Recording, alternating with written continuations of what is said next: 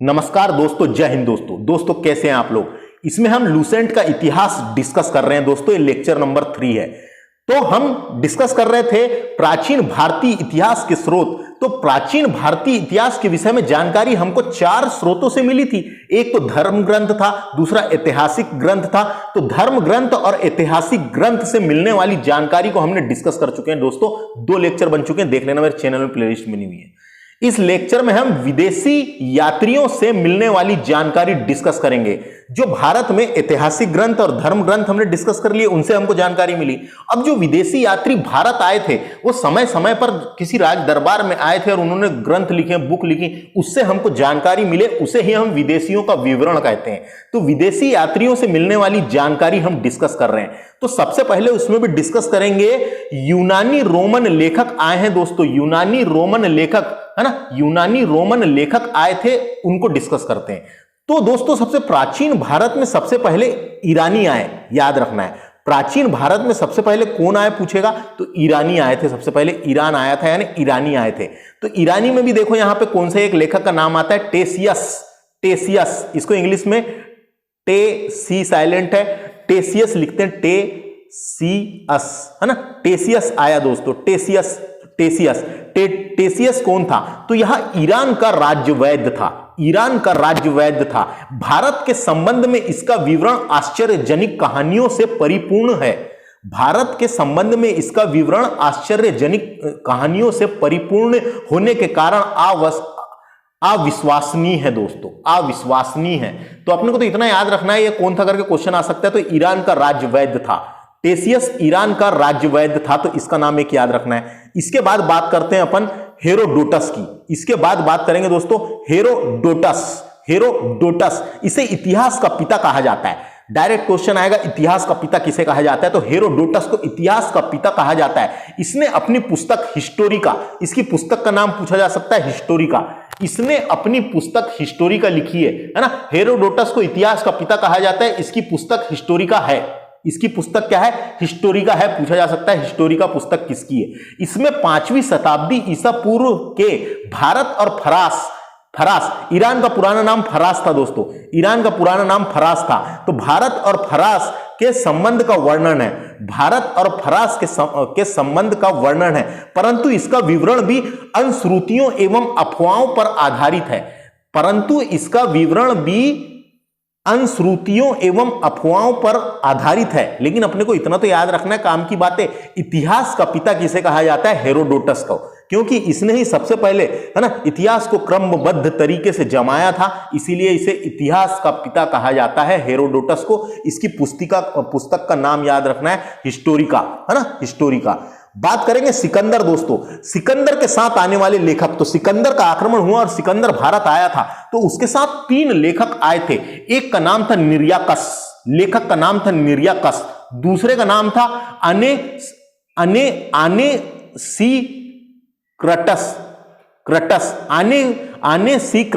आनेसिक्रटस तथा एक का नाम था आरिस्टोबुलस।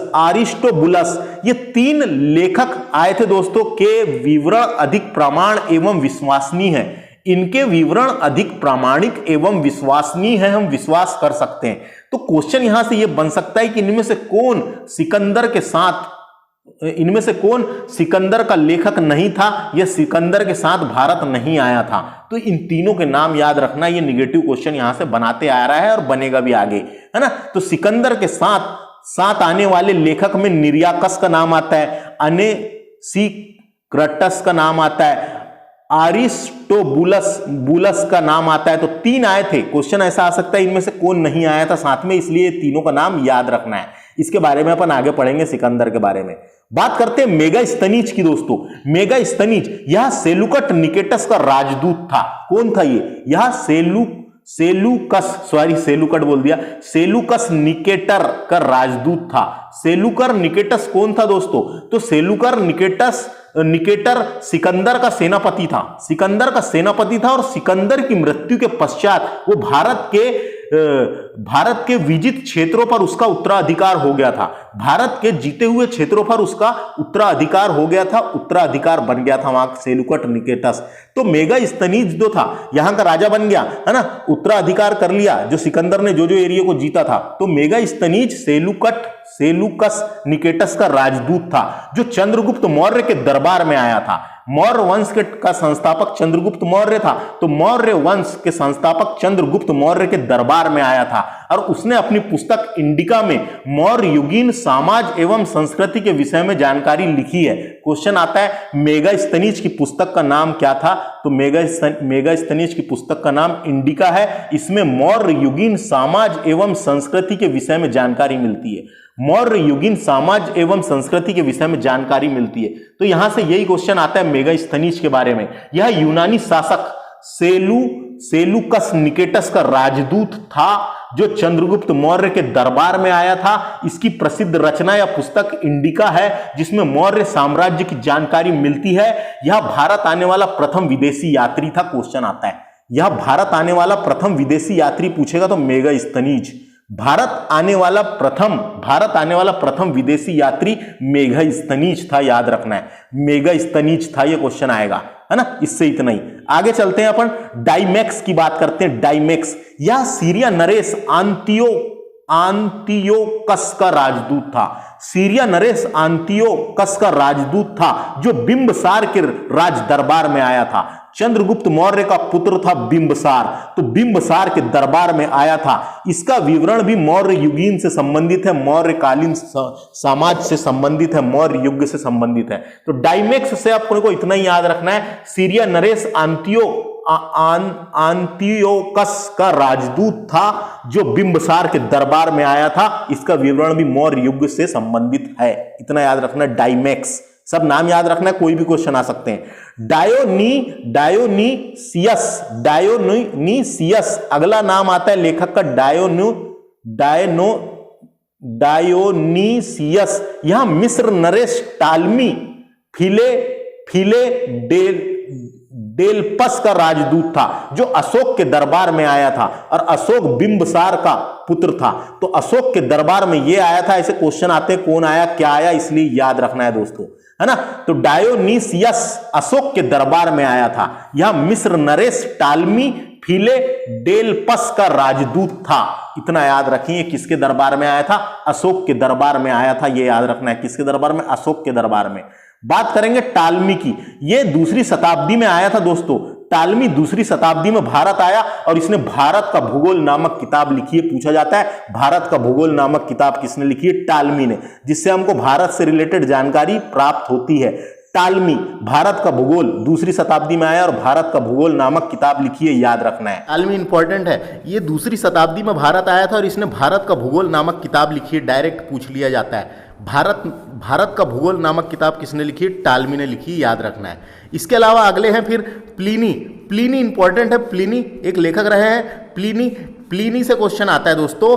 इनने प्रथम शताब्दी में नेचुरल हिस्ट्री नामक किताब लिखी है, इंपॉर्टेंट है। नेचुरल हिस्ट्री नामक किताब किसकी है ऐसा पूछा जा सकता है। प्लिनी की है ना, नामक किताब लिखी है। इसमें पशुओं, पेड़ पौधों, खनिज पदार्थों आदि के बारे में विवरण मिलता है। तो ये जो इनकी किताब है नेचुरल हिस्ट्री, नाम से पता चल रहा है नेचर के बारे में लिखे हैं नेचुरल हिस्ट्री। इसमें पशुओं, पेड़ पौधों, खनिज पदार्थों आदि के बारे में विवरण मिलता है। और जो नेचुरल हिस्ट्री किताब है दोस्तों, इससे क्या हुआ है, ये प्रथम शताब्दी में नेचुरल हिस्ट्री नामक किताब लिखी है। इसमें भारत और रोम के बीच व्यापार की जानकारी भी मिलती है, इंपॉर्टेंट है। इसमें भारत और रोम के बीच व्यापार की जानकारी भी मिलती है।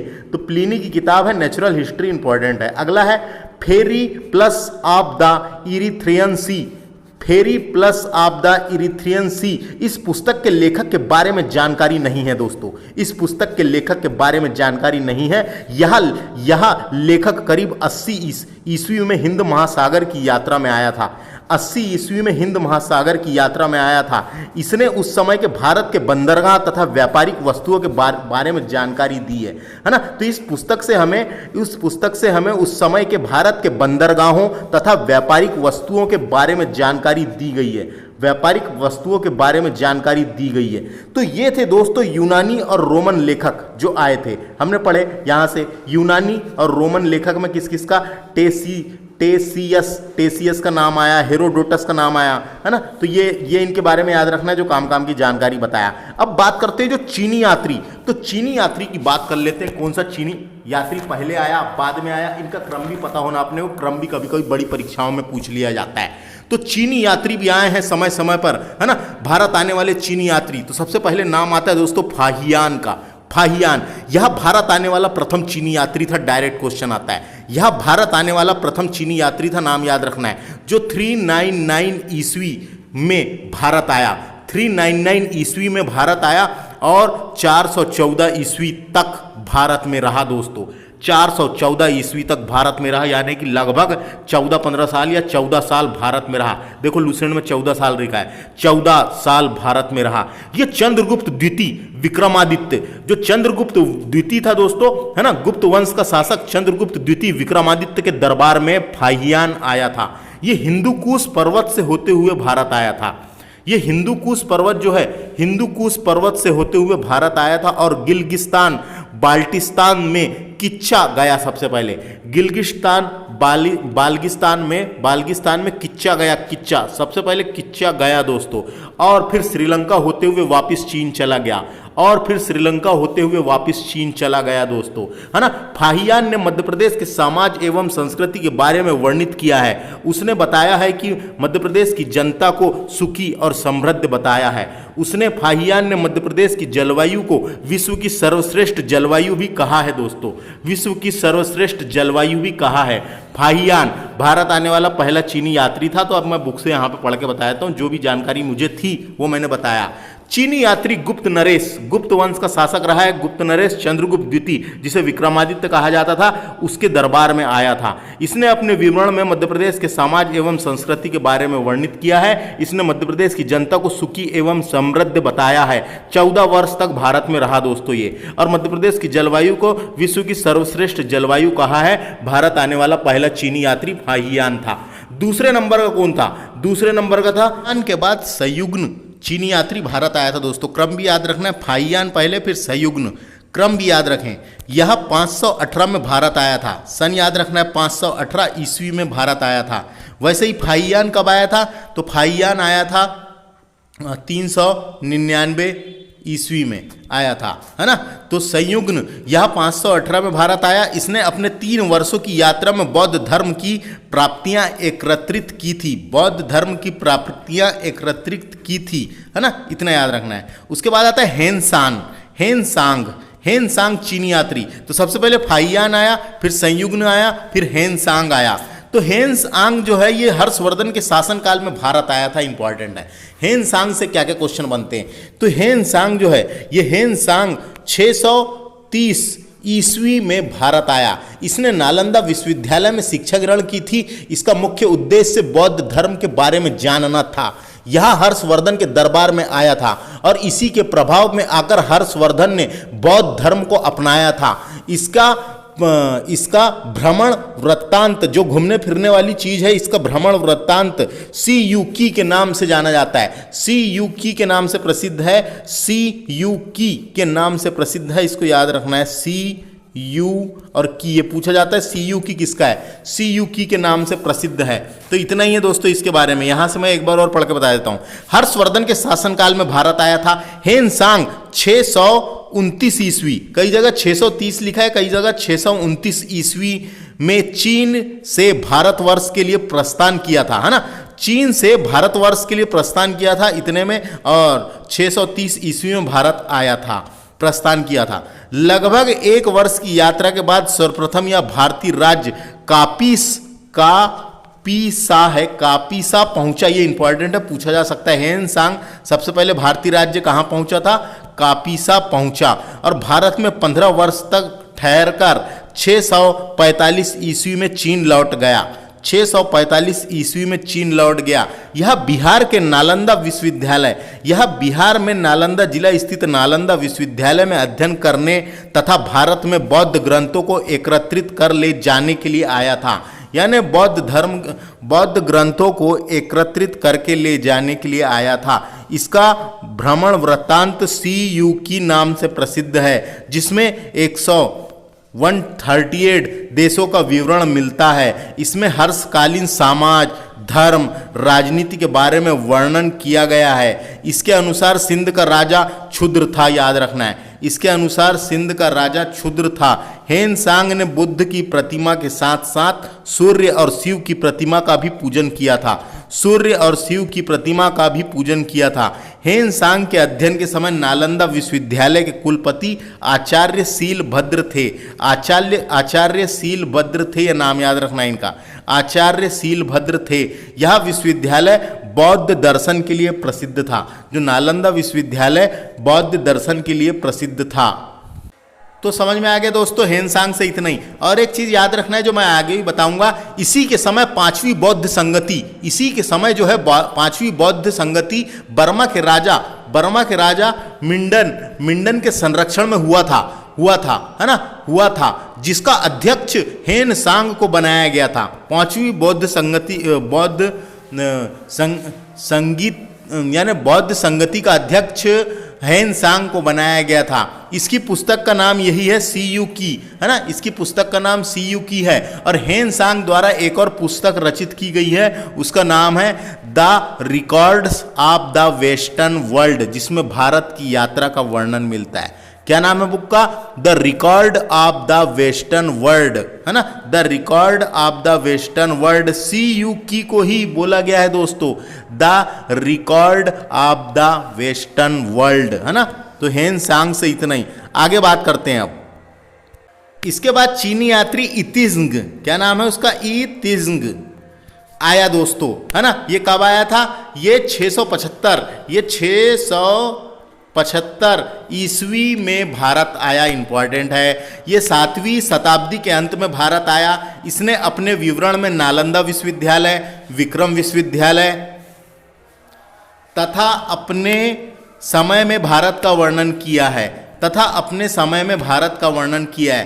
तो ये थे दोस्तों चीनी यात्री, जिनका क्रम भी अपने को पता होना, कभी कभी पूछ लिया जाता है ना। तो चीनी यात्रियों का क्रम, सबसे पहले फाहियान आया था, भारत आने वाला पहला चीनी यात्री था। 399 ईस्वी में भारत आया, याद रखना है ना। उसके बाद संयुग्न भारत आता है, ये 518 ईस्वी में भारत आया, नाम याद रखना है। फिर हेनसांग आया, हेनसांग कब आया? 630 में भारत आया, 630 ईस्वी में भारत आया। फिर उसके बाद कौन सा है? इतिज्ंग, ये आता है 7वीं शताब्दी में भारत आया। इनकी ट्रिक देख लेना, क्रम भी पूछा जाता है। और इनने क्या कार्य किए, कौन सी बुक लिखे, इंपॉर्टेंट है। अब बात करते हैं अरबी लेखक की दोस्तों, है ना। विदेशियों के विवरण से हमें अरबी लेखक की जानकारी भी मिलती है। अब देखते हैं अरबी लेखक जो भारत आए थे। दोस्तों याद रखना, भारत आने वाला पहला अरबी यात्री मोहम्मद सुलेमान, है ना। मोहम्मद सुलेमान था दोस्तों, है ना। ये पूछा जाता रहता है ना। क्या नाम था उसका? सुलेमान, है ना। ये पूछा जाएगा, है ना। 9वीं शताब्दी में भारत आने वाला अरबी यात्री सुलेमान प्रतिहार एवं पाल शासकों के तत्कालीन आर्थिक, राजनीतिक एवं सामाजिक दशा का वर्णन करता है। तो पहला यात्री पूछेगा, भारत आने वाला पहला अरबी यात्री मोहम्मद